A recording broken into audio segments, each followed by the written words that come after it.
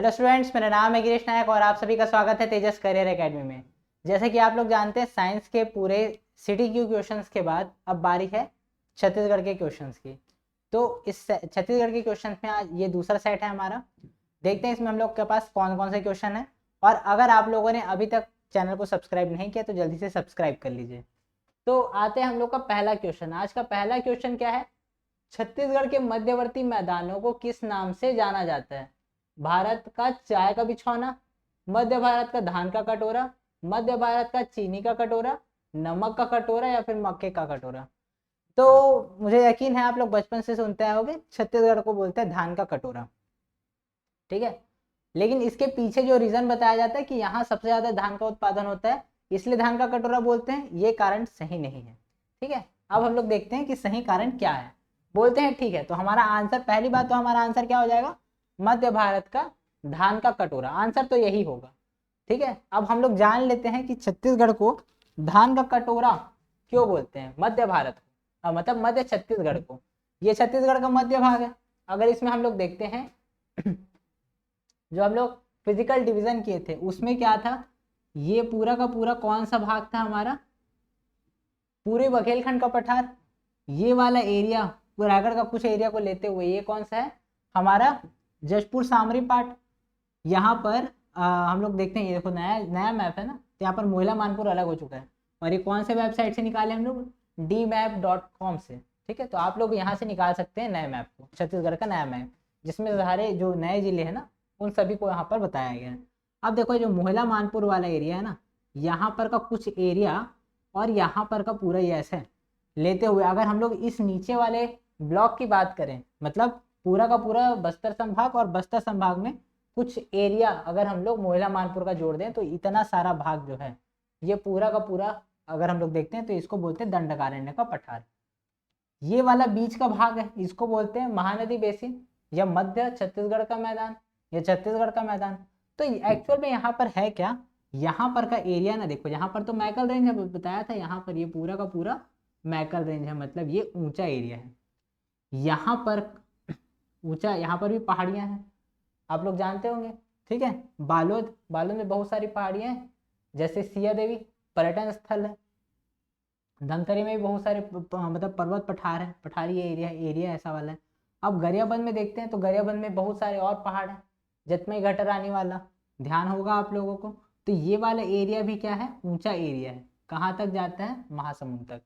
तो अगर हम लोग देखते हैं पूर्वी सीमांत उच्च भूमि के नाम से हाईलैंड एरिया जो है वो कौन कौन से जिले में आता है? महासमुंद, गरियाबंद, नाम ध्यान रखेंगे कौन कौन से एरिया में, कौन कौन से जिले में, महासमुंद, गरियाबंद, धमतरी, बालोद, इतने एरिया में, और मोहला मानपुर में थोड़ा बहुत एरिया आता है। ठीक है, बट यहाँ पर सीधा हम लोग मैकल रेंज को ही वो करते हैं, हम लोग लेके चलते हैं। अब देखो यहाँ पर सूरजपुर ये वाला एरिया जो है ना हमारा, छुरी, उदयपुर, मतरिंगा की पहाड़ी, तो यहाँ पर भी क्या है? पहाड़ी वाला एरिया है। इधर साइड भी है, गौरेला साइड, कोरबा के इधर साइड में, ये सब लगभग पहाड़ पहाड़ है, कटे छटे पहाड़ है, एकदम लगातार सीरीज नहीं है लेकिन पहाड़ी एरिया है।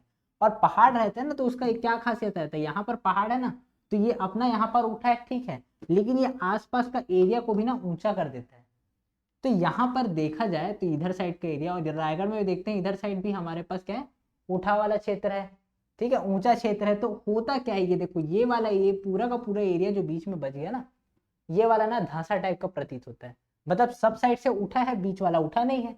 तो कंपैरेटिवली देखा जाए तो ये धंसा हुआ एरिया है, इसलिए ये बेसिन वाला, जैसे बेसिन में भी क्या रहता है, ऐसे रहता है ना बेसिन, इधर साइड से उठा, इधर साइड से उठा, बीच में ये वाला पूरा एरिया खाली रहता है। तो वैसा ही खाली एरिया है यहाँ पर। अब यहाँ पर खाली एरिया है तो यहीं पर होता है जो पूरे छत्तीसगढ़ में अगर देखा जाए तो सबसे ज्यादा धान का उत्पादन जो है, मतलब चावल तो यहाँ पर भी उगाते हैं, मोटे अनाज यहाँ पर उगाते हैं, बट अगर हम लोग देखते हैं सबसे ज्यादा उत्पादन कहाँ पर होता है धान का, तो इस मध्य वाले भाग में होता है। इसलिए बोलते हैं छत्तीसगढ़ को धान का कटोरा, या फिर मध्य छत्तीसगढ़, या फिर बोला जाए जो हमारा मध्य छत्तीसगढ़ का मैदान है या महानदी बेसिन है, इसको बोलते हैं हम लोग धान का कटोरा, छत्तीसगढ़ का धान का कटोरा। ठीक है, तो ध्यान रखेंगे। अगला हम लोग क्वेश्चन में आते हैं। निम्न में से कौन सा जिला नर्मदा बेसिन का हिस्सा है? नर्मदा बेसिन हम लोग इसी मैप में देख लेते हैं, नर्मदा बेसिन बोल रहे हैं। अब देखो नर्मदा नर्मदा बेसिन जो है, अच्छा पहले हम लोग देख लें नर्मदा नदी निकलता कहाँ से। यहाँ पर हमारे पास क्या है, अमरकंटक का पठार है इस पार में मध्य प्रदेश में। तो यहाँ से निकलता है नदी, एक नदी है सोन, जुलाहा, ठीक है, सोन है, जुलाहा नदी है, और एक क्या है हमारे पास, नर्मदा नदी। ये तीनों निकलते हैं कहाँ से, जो हमारा अमरकंटक का पठार है यहाँ से। अब यहाँ पर का एरिया क्या है हमारा, ये वृष्टि छाया क्षेत्र, या फिर इसको, ये मैगल रेंज है ना, यहाँ पर ये पूरा मैगल रेंज है पूरा ऐसे। अब यहाँ पर हो क्या रहा है, यहाँ पर ये जो मैकल रेंज है ना, हम लोग पिछले लेक्चर में देखे थे, जो मैकल रेंज है वो वाटर डिवाइडर का काम करता है, जल विभाजक का कार्य करता है। इधर का जल इधर रहता है, इधर का जल इधर रहता है, ऐसा करता है, ऐसा काम करता है। तो इसी कारण क्या होता है, नर्मदा और जो महानदी का जल है ना आपस में मिल नहीं पाता, इसी के कारण, इस पर्वत के कारण। तो यहाँ पर नर्मदा बेसिन का भाग कौन सा है ऐसा पूछ रहे हैं। तो देखा जाए तो नर्मदा नदी यहाँ पर से, यहीं कहीं पर से निकले, मतलब यहाँ छत्तीसगढ़ से नहीं निकलेगा, मध्य प्रदेश में निकलेगा अमरकंटक के पठार से। तो उसमें जो मिलने वाली नदियां है ना, हमारे छत्तीसगढ़ से दो नदियां निकलती है, एक है बंजर और एक है ताड़ा। अब ये दोनों नदी निकलता है और वहां पर जाके मिल जाता है। तो उसका मतलब अगर कोई नदी है, जैसे ये एक मुख्य नदी है, जैसे महानदी, ठीक है, महानदी को देख लेते, धमतरी से निकलता है, धमतरी, अच्छा यहाँ पर ये गड़बड़ हो गया, ठीक है, इसका देखो धमतरी से निकलेगा, जो हमारा महानदी है धमतरी से निकलेगा, कांकेर में घुसेगा, बालोद, ऐसे आगे फिर से धमतरी जाएगा, फिर गरियाबंद जाएगा ना, यहाँ से फिर ऐसे गरियाबंद, फिर महासमुंद, रायपुर, बलौदा बाजार, ऐसे करके आगे बढ़ जाएगा। अब यहाँ पर देखो, तो यहाँ पर हुआ क्या, अब अलग अलग नदी आके इसमें मिलते जाएगा, अलग अलग शिवनाथ आके मिलेगा, ठीक है, और फिर क्या बोलते हैं यहाँ पर से दूध नदी निकलता है, दूध नदी आके मिलेगा। तो ऐसे बहुत सारी नदियां हैं, लात, जोंक, ये सब आके क्या करेंगे, मिलते जाएंगे। तो ये सब के सब क्या रहेंगे, इसके ट्रिब्यूटरी रहेंगे। और इसका जो एरिया है, इसका जल भराव वाला एरिया है ना, उसको बोलेंगे इसका बेसिन एरिया। महानदी के मतलब ये जल भराव वाला एरिया ना, ये सब एरिया जिसमें जिसका प्रभाव, जिसमें महानदी के जल का प्रभाव रहता है, वहां पर कोई एरिया वाला एरिया अगर बेसिन नुमा बन चुका है तो उसको बोलेंगे महानदी बेसिन। तो यहाँ पर वैसे ही नर्मदा नदी यहाँ पर आके बहा, तो नर्मदा की सहायक नदियां यहाँ पर है, तो इसके कारण जिस बेसिन का निर्माण होगा उसको बोलेंगे नर्मदा बेसिन। अब हमारे पास क्वेश्चन में क्या है, निम्न में से कौन सा जिला नर्मदा बेसिन का हिस्सा है। तो हमारे पास ऑप्शन क्या क्या है, राजनांदगांव, कोरबा, रायपुर और बिलासपुर। अब देखो नर्मदा नदी यहाँ पर से मतलब यहीं कहीं आसपास से निकलेगी, और बंजर और ताड़ा नदी जो है ये कभी जो हमारा मैकल रेंज है ना इसमें से निकल के जाती है। तो यहाँ पर इस मैकल रेंज में कौन सा जिला आ रहा है जो हमारे ऑप्शन में था, तो हमारे पास उसमें आता है राजनांदगांव, ठीक है, राजनांदगांव आएगा हमारे में। तो हमारा आंसर क्या होगा, बाकी सब कहाँ पर है, देखो बाकी सब जिला कहाँ कहाँ पर का दिखा रहा है, एक तो राजनांदगांव, कोरबा, कोरबा तो यहाँ पर है, ये है कोरबा, तो यहाँ पर से इसका कोई कनेक्शन हो ही नहीं सकता, तो यहाँ पर कोरबा नहीं आएगा। रायपुर और बिलासपुर को अगर देखें तो रायपुर यहाँ पर है, बिलासपुर यहाँ पर है, यहाँ पर से भी इसका नर्मदा नदी का कोई कनेक्शन नहीं है, तो कनेक्शन किसका है, राजनांदगांव। वैसे कई सारे बुक्स में कबीरधाम से निकलता हुआ दिखाएगा, जो बंजर और ताड़ा नदी है कबीरधाम से, बट ध्यान रखेंगे ऐसे वर्बली ऐसे ध्यान रखेंगे कि वो किसके मतलब कहाँ से निकलता है, मैकल रेंज से निकलता है, इतना ध्यान रखेंगे। तो हमारा इसमें आंसर क्या हो जाएगा, ऑप्शन नंबर ए, राजनांदगांव। अगले क्वेश्चन में आते हैं, दंडकारण्य विस्तृत है, दंडकारण्य जो हमारा, देखो इसको भी इसी में ही देख लेते हैं, अच्छा इसके नीचे एक और होगा ना मैप, हाँ ये देखो दंडकारण्य कहाँ स्थित है। तो दंडकारण्य का वन जो है, दंडक वन पहले क्या था, दंडक वन के नाम से फेमस था यहाँ पर का जो जंगल है, और वो कहाँ पर है, देखो हम लोग अभी देखे थे दंडकारण्य का पठार जो है कहाँ से, यहाँ ये पूरा का पूरा क्या है, दंडकारण्य का पठार है, ठीक है, दंडकारण्य का पठार ये पूरा का पूरा। अब ये पूरा का पूरा दंडकारण्य का पठार है, लेकिन ऐसा नहीं है, देखो ये तो हम लोग अपने हिसाब से अपने प्रशासनिक दृष्टि से विभाजन किए हैं अलग अलग राज्यों का, ठीक है, प्रशासनिक दृष्टि से विभाजन हुआ है। तो यहाँ पर लेकिन ये प्राकृतिक रूप से अलग ऐसे नहीं है। तो जो दंडकारण्य पूरा का पूरा यहाँ पर तो है ही, साथ में और कहाँ पर है, हमारा जो उड़ीसा है ना यहाँ पर भी है, यहाँ पर के भी कुछ भाग में है। और अगर हम लोग यहाँ पर देखते हैं नीचे, यहाँ पर नीचे हमारे पास क्या है, ये पूरा का पूरा उड़ीसा है ना, ये पूरा उड़ीसा है, यहाँ पर से अलग होता है।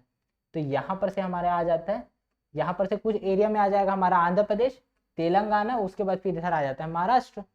तो हमारे पास अगर जिले में मतलब कौन कौन से अगर राज्य में है, अगर देखते हैं विस्तार इसका, तो कौन कौन से राज्य में, एक तो हमारा उड़ीसा, ठीक है, उड़ीसा में तो विस्तार है, छत्तीसगढ़ में विस्तार है, छत्तीसगढ़ के बाद यहाँ पर उड़ीसा में विस्तार है, आंध्र प्रदेश और तेलंगाना, और कुछ कुछ एरिया यहाँ पर महाराष्ट्र का भी कवर होता है।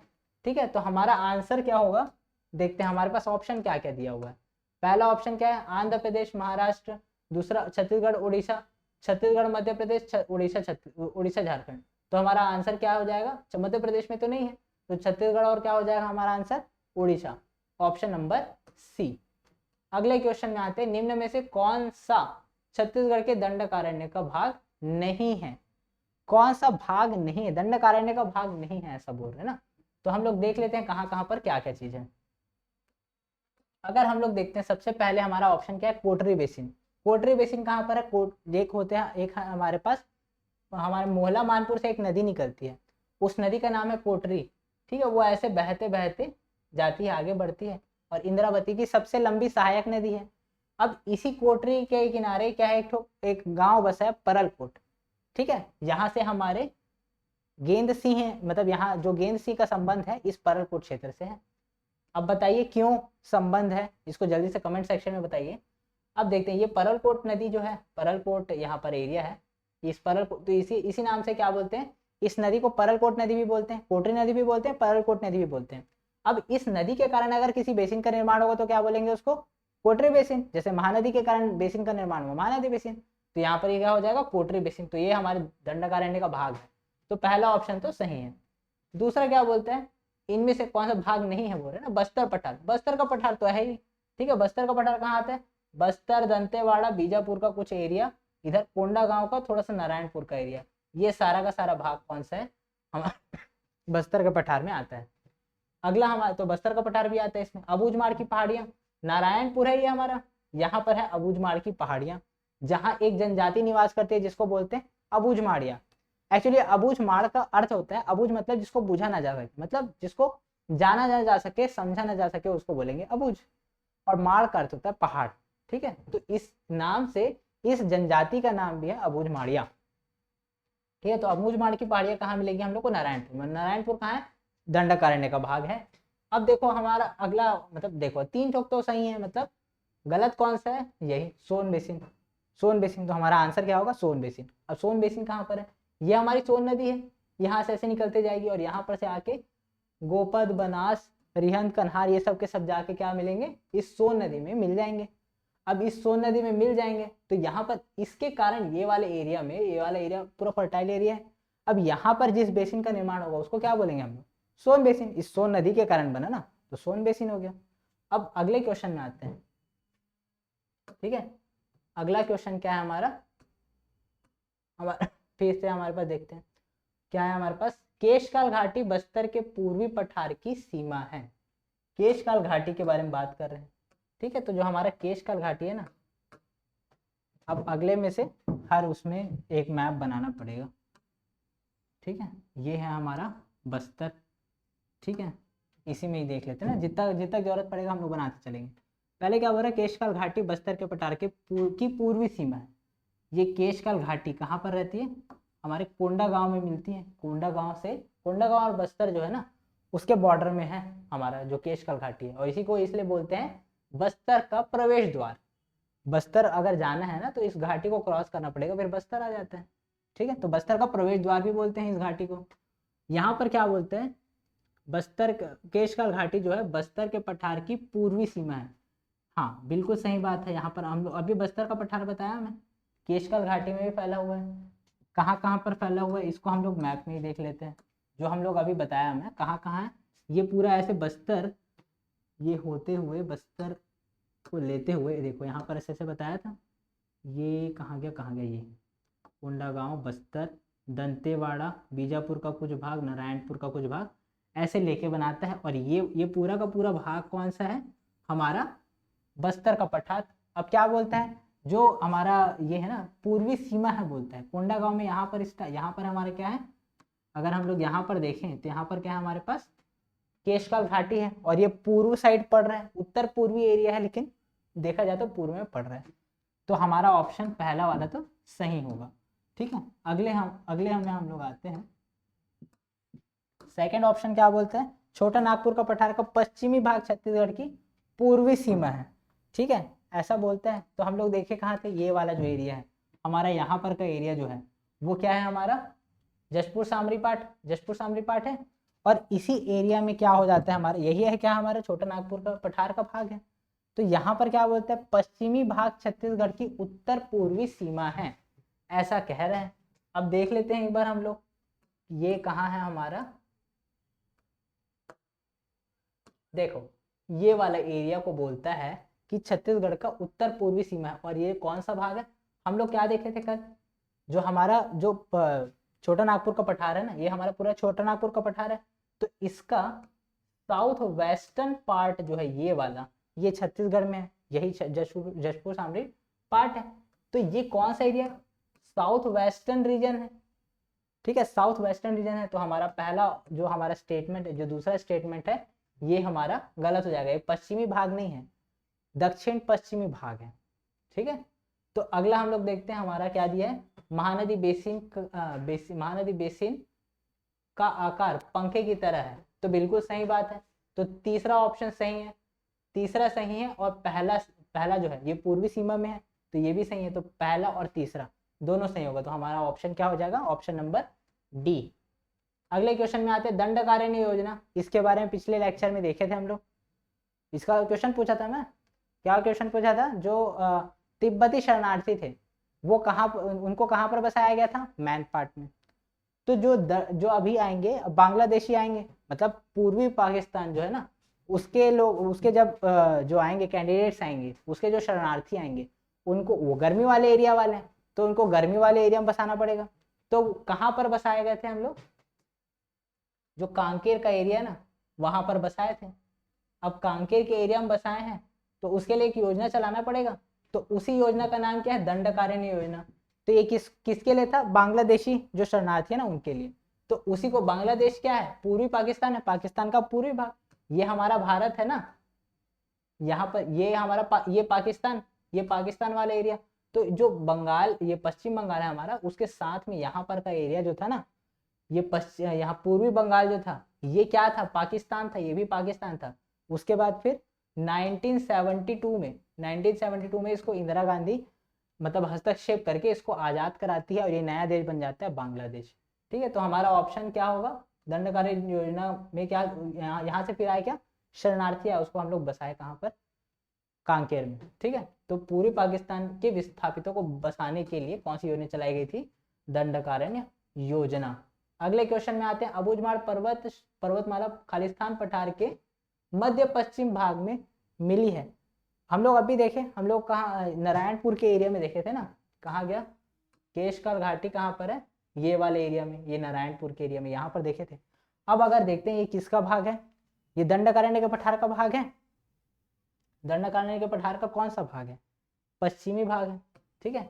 तो पश्चिमी भाग है, तो यहाँ पर हमारा ऑप्शन क्या हो जाएगा, मध्य पश्चिमी भाग में कौन सा है, मतलब किसका मध्य पश्चिमी भाग है, दंडकारण्य का, दंडकारण्य का, ठीक है। तो अगले क्वेश्चन में आते हैं, कौन सी मिट्टी लावा निर्मित होती है, लावा से कौन सा मिट्टी बनता है। देखो मिट्टी का निर्माण, अलग अलग मिट्टी का निर्माण अलग अलग प्रकार से होता है। जैसे अगर हम लोग सिंपली देखते हैं, जो हमारे पास क्वेश्चन पूछ दिया लावा से, लावा वाला रिलेटेड, तो क्या होता है, जब लावा निकलता है ना, लावा दो टाइप से निकलता है। अगर उसको जैसे ना हमारे पास एक ये सरफेस है, अब इस सरफेस में एकदम प्लेन सरफेस है, यहाँ पर जब नीचे से लावा निकलने वाला रहेगा ना, तो सबसे पहले क्या होगा, यहाँ पर दरार आएगा, दरार आएगा, उसके बाद वहां पर से निकलना स्टार्ट होगा। तो क्या होता है, दो टाइप से निकलता है लावा।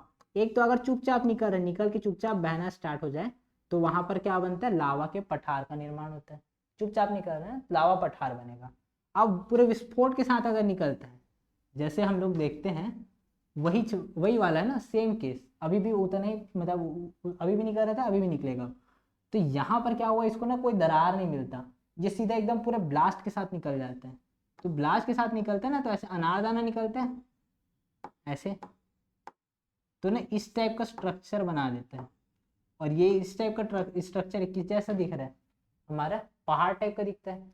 तो जो लावा से ना दो टाइप की संरचना बनती है, या तो पठारी संरचना बनती है या फिर पर्वतीय संरचना बनती है। तो दोनों में ही क्या होता है, अगर पानी पड़ रहा है ना, बार बार पानी पड़ते रहेगा, तो क्या होगा, इसका ऊपरी परत ना नीचे निकलते जाएगा, निकलते जाएगा। और क्या होता है, फिर उसके बाद फिर बह बह के ये बारीक हो जाता है। और जब बारीक हो जाता है ना उसके बाद फिर बन जाता है मिट्टी। तो लावा से निर्मित मिट्टी अगर देखी जाए तो हम लोग कौन सा मिट्टी रहेगा, काला मिट्टी, क्योंकि जब लावा निकलता है ना, निकलने के बाद जब ठंडा होता है ना तो काला हो जाता है, तो काला काला पत्थर बन जाता है पहले, फिर काला पत्थर फिर टूट टूट के बारीक बारीक हो के फिर वो मिट्टी बनता है। तो कोई भी बड़ा बड़ा पत्थर भी अगर देखा जाए, काली मिट्टी कोई छोड़ो, अगर हमारे पास अगर कोई भी पत्थर है, बड़ा पत्थर है ना, तो अगर वो बार बार उसके ऊपर से नदी बहेगा या नदी उसको बहा के ले जाएगा बार बार इधर उधर, तो फिर उससे क्या होगा, वो घिसते जाएगा और बारीक हो जाएगा, तो बारीक होकर मिट्टी बन जाते हैं। मिट्टी का निर्माण ऐसे ही होता है। तो हमारे पास आंसर क्या हो जाएगा यहाँ पर, काली मिट्टी, लावा निर्मित मिट्टी। अगले क्वेश्चन में आते हैं, बस्तर में मिलने वाली मिट्टियों का क्रम। ठीक है, तो ऐसे ध्यान रखेंगे, बस्तर में मिलने वाली मिट्टियों का क्रम क्या है, मरहान, टिकरा, माल, गभार। ठीक है, मरहान, टिकरा, माल, गभार, ये सीक्वेंस ध्यान रखेंगे, ये सीधा सीधा पूछ देता है, मरहान, टिकरा, माल, गभार। ठीक है ना। और एक टोक अगर हम लोग उत्तर के साइड देखें, तो उत्तर के साइड देखते हैं अगर, मतलब सरगुजा साइड में अगर देखते हैं हम लोग, तो वहां पर क्रम क्या हो जाता है, टिकरा, छावर, गाद छावर और बहारा, बहारा या बाहरा। ठीक है, ये कौन सा है, सरगुजा वाला, सरगुजा संभाग में, और ये कौन सा है, बस्तर संभाग में, ध्यान रखेंगे दोनों। अगला क्वेश्चन देखते हैं, बागवानी फसलों के लिए उत्तम होता है।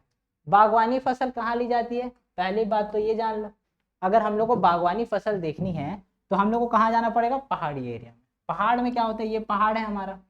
अब यहाँ पर क्या होता है, यहाँ पर काट काट के ऐसे हम लोग क्या होता है, यहाँ पर हम लोग खेती करते हैं, इसी को बोलते हैं सीढ़ीनुमा खेती, सीढ़ीनुमा खेती। अब होता क्या है, अगर पानी यहाँ पर डालेंगे, ऊपर वाले में डालेंगे, तो क्या होगा, थोड़े टाइम तक रहेगा, उसके बाद क्या हो जाएगा, बह जाएगा, फिर इसमें से फिर बह जाएगा, फिर बह जाएगा। मतलब अब यहाँ पर हम लोग सोचते हैं पानी तो रोक नहीं पाएंगे हम लोग, पानी तो बह ही जाएगा, तो बह रहा है, ठीक है, तो हम लोग ऐसा कौन सा खेती करें कि यहाँ पर उसको पानी की कम आवश्यकता, ठीक है, या फिर ज्यादा टाइम तक, जैसे धान को क्या चाहिए, धान अगर उगा रहे हैं ना, तो धान को ना बहुत टाइम तक पानी में डूबे ही रहना पड़ता है। ठीक है, 1-2 महीना ना, पूरा 2 महीना, 3 महीना, 2.5 महीना, ऐसा पूरा ना पानी, मतलब उसमें पानी रहते रहना चाहिए, एकदम बराबर मतलब उसमें पानी डले ही रहना चाहिए, तब वो हमारा मतलब धान ठीक से होता है। अगर पानी कम है ना तो फिर धान ठीक से नहीं हो पाएगा, इसलिए तो गर्मी में नहीं बोते धान को। अब यहाँ पर हमारे पास ऐसा कौन सा फसल है जिसको हम लोग बोएंगे तो यहाँ पर उसको पानी की आवश्यकता कम पड़ेगी। ठीक है, मतलब पानी आते रहना चाहिए बट रुके रहना नहीं चाहिए। तो ऐसी कुछ फसलें, जैसे हमारे पास चाय है, कॉफ़ी है, चाय कॉफ़ी, और कौन सा, स्ट्रॉबेरी है, और भी बहुत सारी फसलें हैं, सेब है, अच्छा सेब तो अलग टाइप का हो जाता है, वो पेड़ में आ जाता है। तो ये सब चीज़ को अगर देखते हैं हम लोग, तो इसके लिए क्या चाहिए, ऐसी मिट्टी चाहिए जो पानी को ज़्यादा रोके मत, बह जाए, पानी चाहिए, एब्जॉर्ब भी करे, लेकिन निकल भी जाए, रुकना नहीं चाहिए। तो ऐसी कौन सी मिट्टी है, लैटेराइट मिट्टी। लैटेराइट मिट्टी क्या होता है, वो ना मतलब ज़्यादा रोक के नहीं रखता है, इसलिए हमारा छत्तीसगढ़ है ना, हमारे छत्तीसगढ़ में अगर हम लोग ऊपर संभाग देखते हैं ना, सरगुजा संभाग, तो ये वाला एरिया पूरा जो है, ये कौन सा, पूरे बुंदेलखंड का पठार, और इधर साइड है जशपुर सामरी पार्ट। तो इस क्षेत्र में कौन सी मिट्टी पाई जाती है, लाल पीली मिट्टी, यहाँ पर पाई जाती है लैटेराइट मिट्टी, लैटेराइट। ठीक है, यहीं पर आप लोग और जान लीजिए कि और कौन कौन सी मिट्टी पाई जाती है। ये हो गया हमारा बिलासपुर हो गया, ये दुर्ग हो गया, ये रायपुर संभाग। अब देखो यहाँ लैटेराइट पाई जाएगी, यहाँ पर पाएगी लाल पीली मिट्टी, रेड येलो सॉइल। ठीक है, रेड येलो यहाँ पर पाई जाएगी। उसके बाद ये पूरे एरिया में, इन तीनों एरिया में कौन सी पाई जाएगी, यहाँ पर भी रेड येलो पाई जाएगी, लेकिन यहाँ पर कौन सी रहेगी, क्षारीय रहेगी, और यहाँ पर अम्लीय रहेगी, दोनों में थोड़ा थोड़ा अंतर रहता है। ठीक है, यहाँ पर अम्लीय पाई जाएगी और यहाँ पर क्षारीय। अब यहाँ पर है मैकल रेंज वाले एरिया में, और यहाँ पर पाटन कुछ एरिया है, बालोद है, पाटन है, इन सब एरिया, गरियाबंद है, इन सब एरिया में भी कौन सी पाई जाएगी, काली मिट्टी पाई जाएगी। और यहाँ पर जो हमारे नीचे वाला एरिया है ना, यहाँ पर हमारे पास 2 जिला है, एक है हमारा दंतेवाड़ा और एक है सुकमा। यहाँ पर पाई जाती है लाल दोमट मृदा, लाल दोमट लाल दोमट पाई जाती है, और बाकी जो एरिया बच गया ना उसमें लाल रेतीली पाई जाएगी, लाल रेतीली मिट्टी। ठीक है, तो ये हमारा पूरी मिट्टी का यहाँ पर संरचना अगर हम लोग देख लेते हैं तो यहाँ पर हमारा आंसर क्या हो जाएगा, लेटराइट मिट्टी, क्योंकि लेटराइट जितना भी पहाड़ी खेती वाला है ना, जो सारा का सारा कहाँ होता है हमारा, ये जशपुर सामरी पार्ट में, क्योंकि वहाँ लेटराइट मिट्टी पाई जाती है। ठीक है, चाय का उत्पादन भी होता है, लीची का भी, ड्रैगन फ्रूट का भी वहाँ होता है जशपुर के एरिया में। ठीक है, ध्यान रखेंगे। तो इस तरह से हमारा आज ये वाला लेक्चर कंप्लीट होता है। अगर आप लोगों को सेशन पसंद आया होगा तो वीडियो को जल्दी से लाइक कर दीजिए और अगले वीडियो के लिए तैयार रहिए। Thank you.